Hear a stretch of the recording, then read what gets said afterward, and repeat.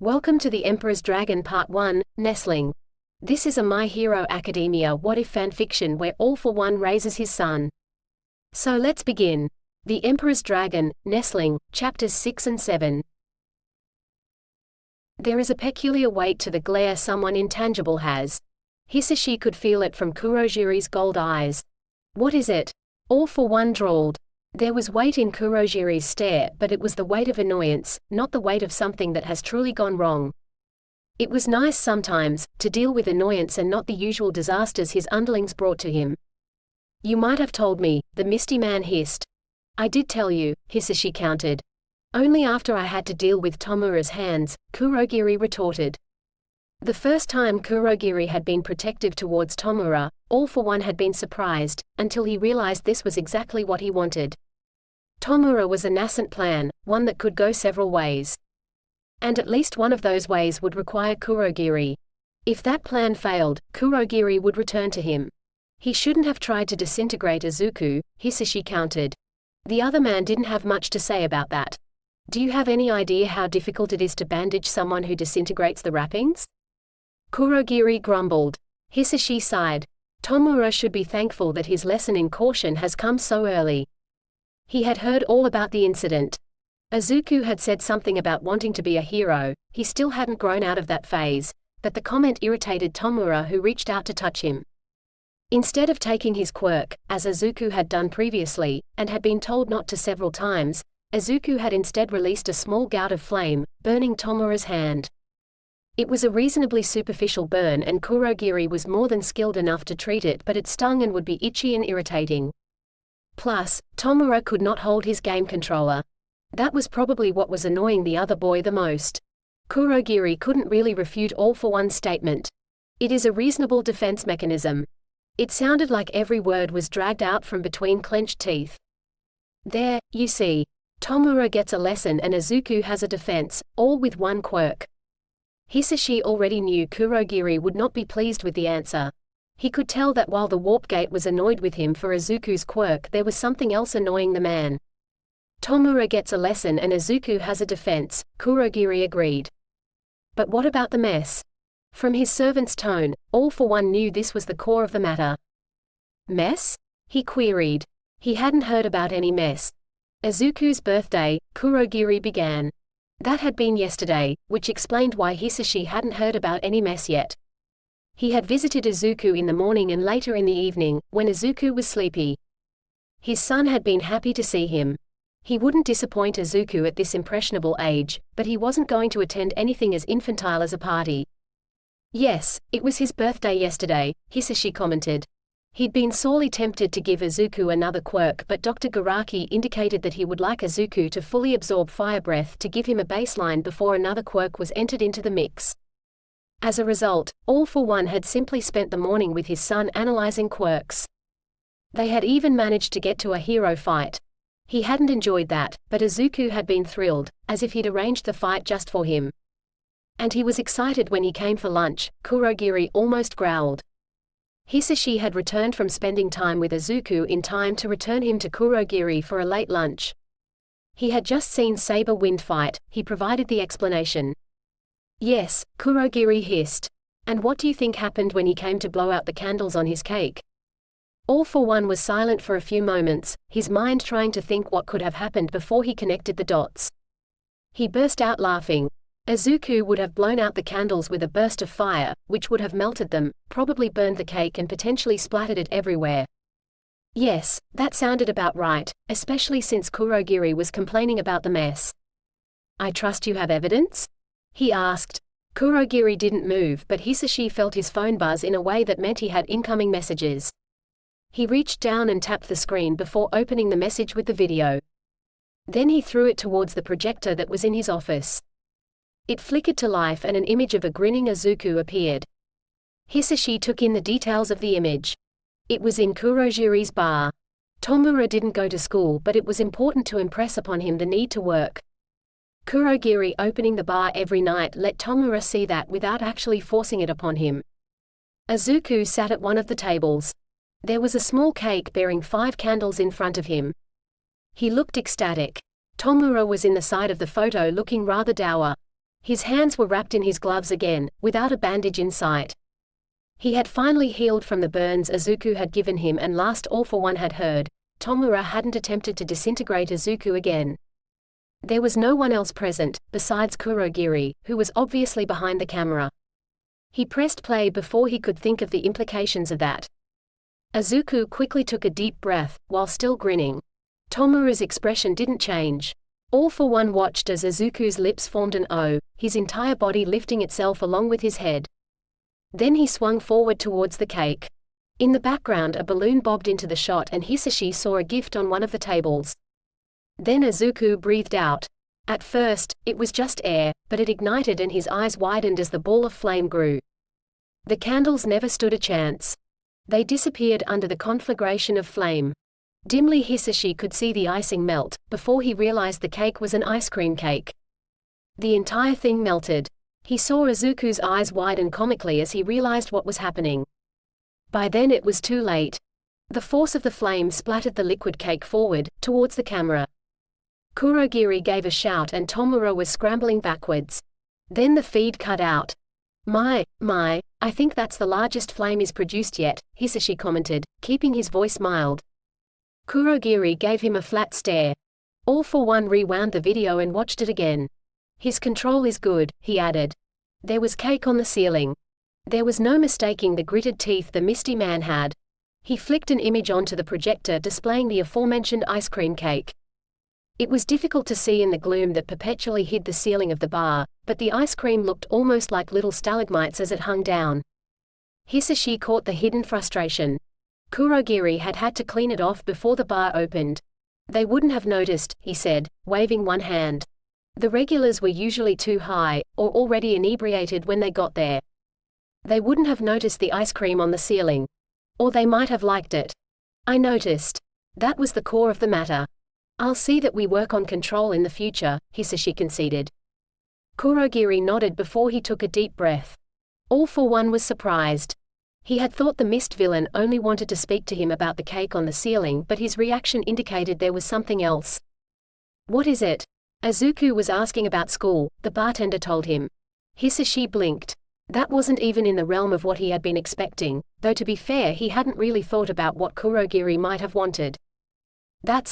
He paused, considering. That's a very good idea, All for One said. School would give Izuku much needed social contact with children his own age. There may be a problem. Hisashi waved one hand at that. Tomura can go to school too if he wishes. He dismissed it. Not that, Kurogiri shook his head. All for One lifted one hand and rested his chin on it. What is it then? For a being without facial expressions, Kurogiri was remarkably expressive. Maybe it would be better for Tomura to explain, he suggested. He snorted, before nodding, turning the projector off. Bring him through, Hisashi instructed. It only took a moment for Kurogiri to expand and Tomura quickly stepped through him into the room. You can't. The white-haired boy said. He had every hand that Garaki had given him attached, including the one over his face. Tomura? Hisashi asked. He didn't have to feign the slight confusion he felt. He had no idea what had set Tomura off this time. I don't want it. All for One waited for a further explanation but nothing was forthcoming.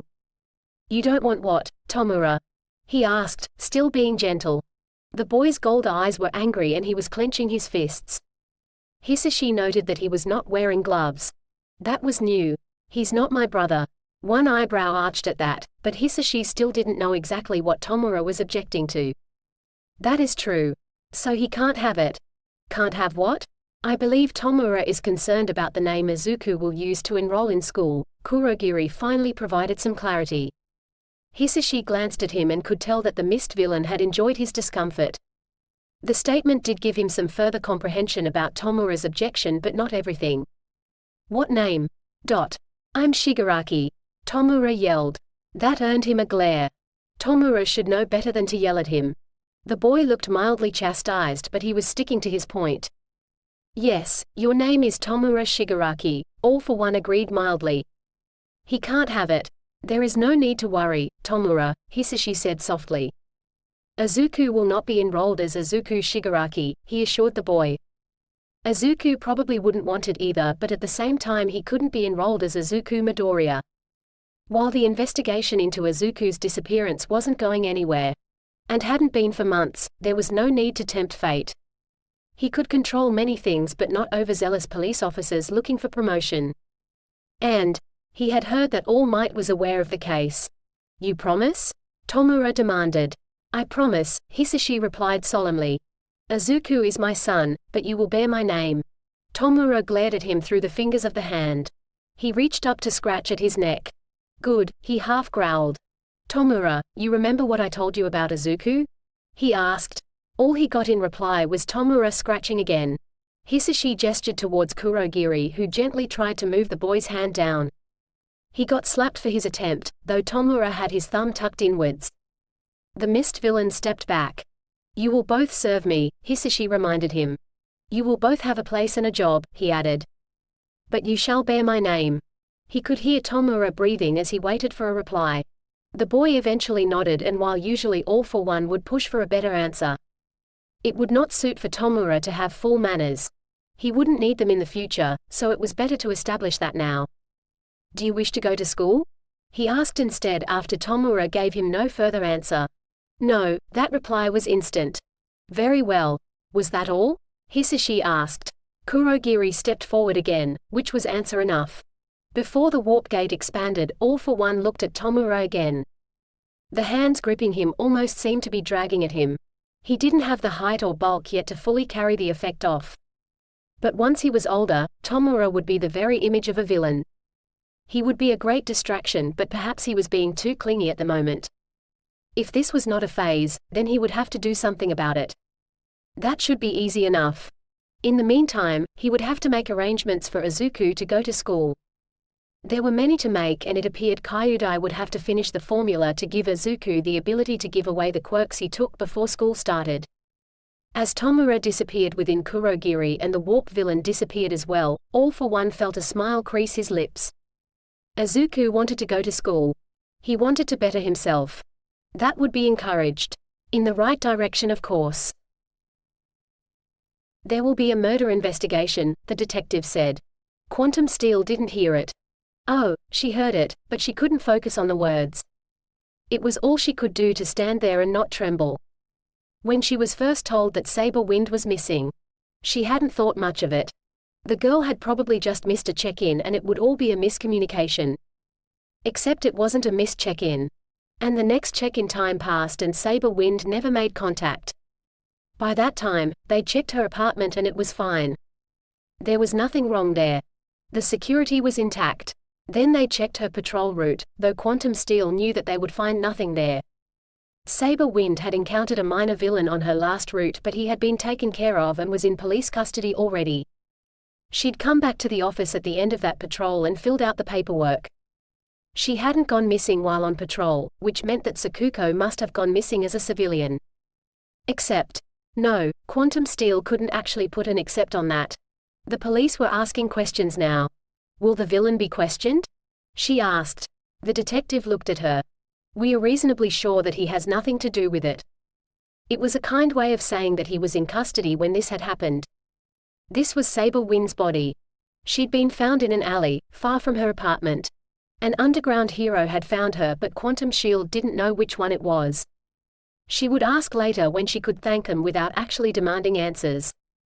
"She wasn't working on anything off the books?" the detective asked her. Quantum Steel shook her head. She had no doubt that in time Saber Wind would have had cases like that, but she was new. She'd just taken her on as a full hero, not a sidekick. The detective sighed and made a note of that. "You have no idea what might have caused this?" he asked. It was almost a tactless question, but Quantum Steel knew it had to be asked. When a hero was found murdered, there were lots of tactless questions. Saber Wind had been found murdered, but it wasn't just that. Both her arms were broken and her head crushed. It was brutal, vicious, and she didn't deserve that. "Sir." A uniformed officer ran up. He had one of those small notepads in hand. "What is it, Tatsuya?" the detective asked. Tatsuya looked down at his notepad. "We have reports of a large man creating a disturbance in the area about 5 hours before the time of death," he reported. "Details?" Quantum Steel demanded. The officer looked at the detective for guidance. He knew that Quantum Steel was a hero but wasn't exactly sure where she was in the hierarchy at the moment. The detective nodded at the officer, telling him to continue. He was seen in the street asking about the hero Saber Wind. Why wasn't this investigated earlier? Quantum Steel demanded. It was, Officer Tatsuya informed her. And? The uniformed officer didn't understand what she wanted and cast a glance to the detective for assistance.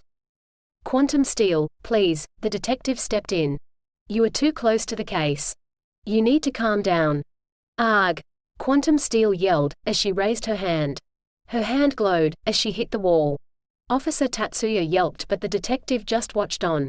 She knew it was right. She knew he was right, but she just wanted answers. Saber Wind hadn't deserved what had happened. No one did. Quantum Steel took a deep breath, closing her eyes as she pulled back her hand. The bricks crumbled around her fist. You are right, she managed to say, through gritted teeth. But I want to be informed of everything, she added. She had to back away.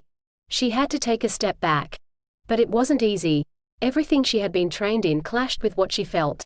But one of the things she knew is that you had to back away. If you were too close, you had to back away or you made mistakes. All heroes knew that, and God, she hoped that it wasn't something like that which had happened to Saber Wind.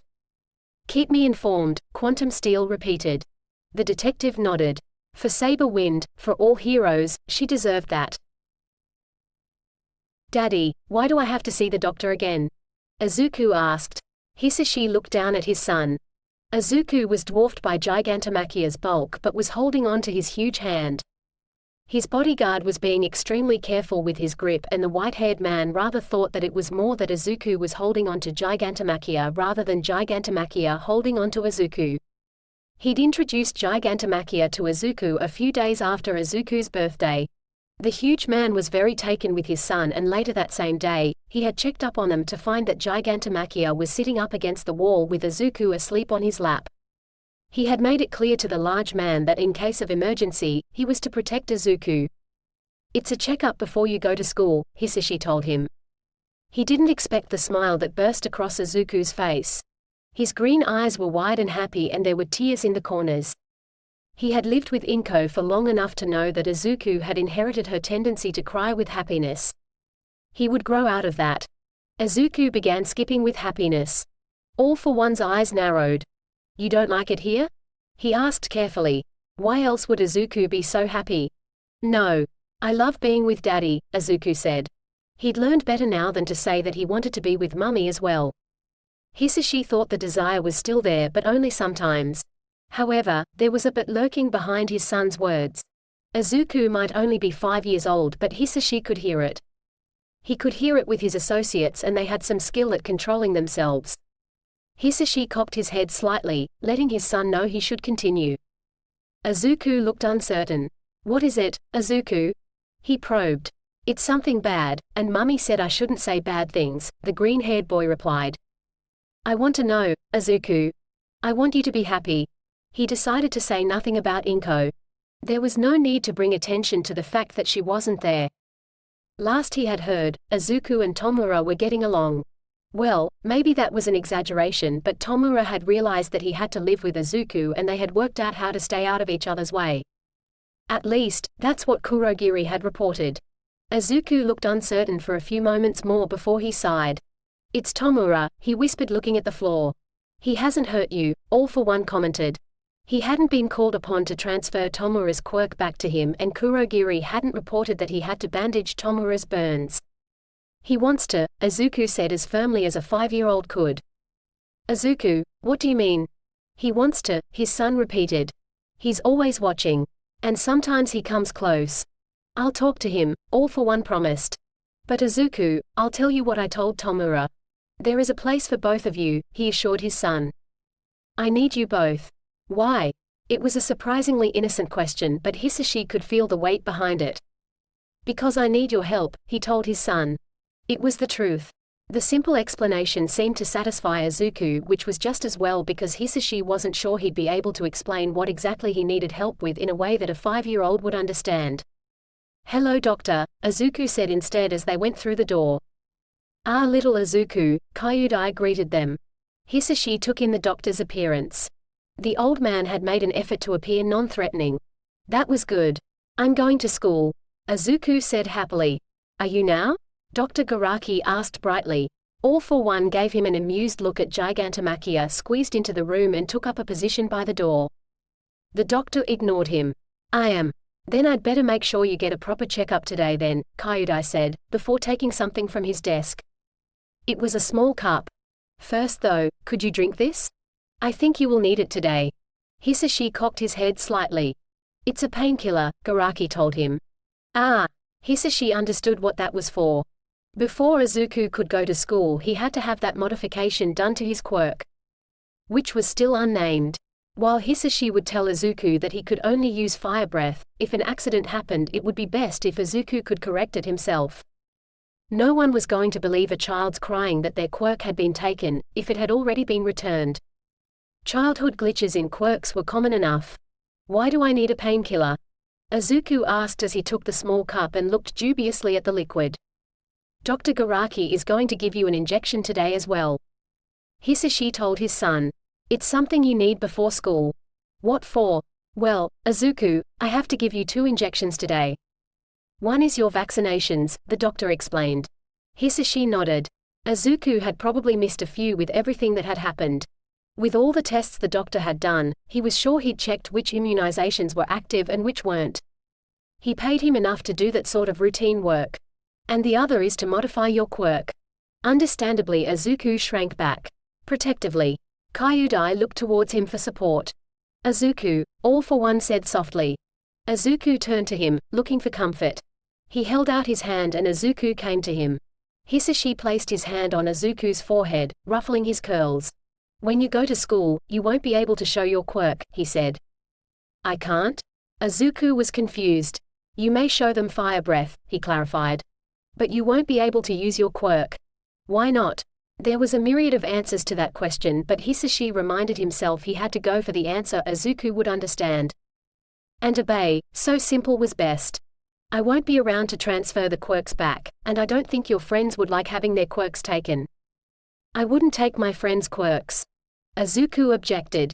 Hisashi wondered if Izuku realized the irony of his answer. He doubted it, so let it go for the moment. If it turned out to be a true statement, he'd deal with it then and privately laugh, even as he cleaned up the mess it would no doubt cause. That's what this injection is for, Hisashi continued. It will allow you to give back quirks. Izuku's eyes went wide at that. You mean like yours? He asked immediately. Exactly like that. His son grinned before he frowned. It was a rather adorable expression over his freckles. If I can give back quirks, then why can't I show mine? Darn.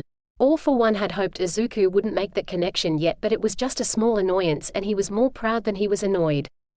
The question proved Izuku's intelligence. Izuku, Tomura doesn't like it when you take his quirk. Does he?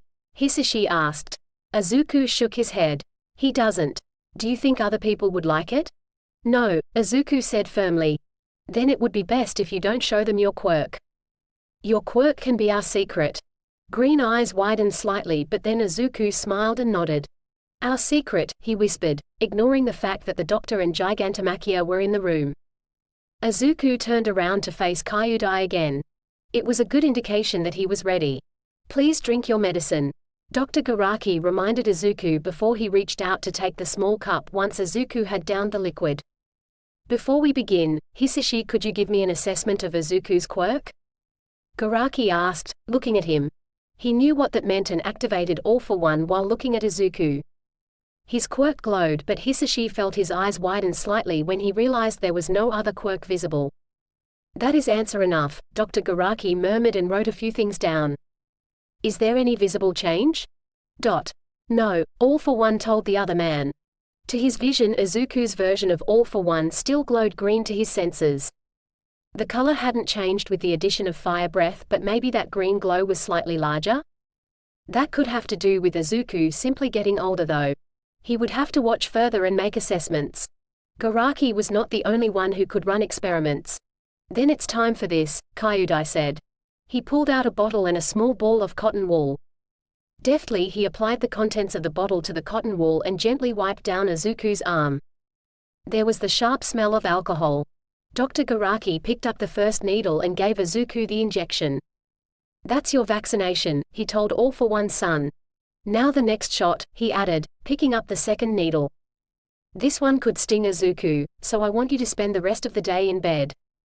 Izuku looked frightened again. Garaki earned his pay by reacting as a normal doctor should. "It's nothing to be worried about, little one," he said quickly. "Just a precaution." Green hair flopped as Izuku nodded, though there was a trace of uncertainty in the movement. Kyudai didn't care about that, not really, and there was only so long he could hold the act. He took Izuku's arm and pulled out another needle. This was one Hisashi recognized for taking blood, and he looked at it in askance. "This is an intravenous injection," Dr. Garaki told him. "Hold still, Izuku," he instructed as he brought the needle to Izuku's elbow. While many doctors would struggle to find a vein, Kyudai had kept up his skills.